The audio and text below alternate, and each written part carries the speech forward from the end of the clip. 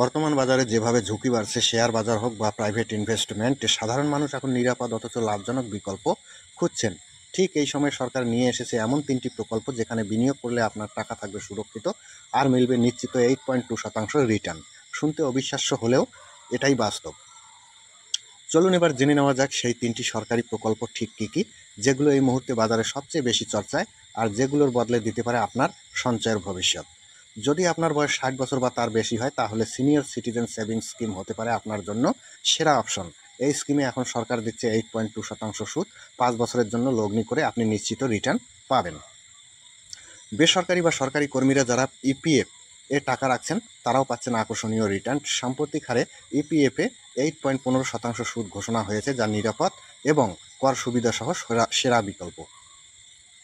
আপনি যদি কৃষক হন বা সাধারণ বিনিয়োগকারী, কিষাণ বিকাশপত্র আপনার জন্য দারুণ অপশন। নির্দিষ্ট মেয়াদ শেষে টাকার দ্বিগুণ হয়ে যায়। বর্তমান হারে এই প্রকল্পে 7.5% বেশি রিটার্ন পাওয়া যাচ্ছে। এই 3টি প্রকল্পের সবচেয়ে বড় সুবিধা হলো সরকার দ্বারা পরিচালিত হওয়ায় আপনার মূলধন নিরাপদ আর নির্দিষ্ট সময় শেষে আপনি নিশ্চিত সুদ পাবেন। এই এপ্রিল বদলে যদি সঠিক সিদ্ধান্ত নিতে চান, ভাবুন সরকারি প্রকল্পের দিকেই, কারণ বুদ্ধিমানের বিনিয়োগে ভুলের সুযোগ নেই।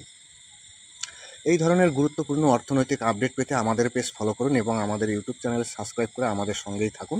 ভিডিও শেয়ার করুন আর আপনার মতামত অবশ্যই কমেন্টে জানাবেন।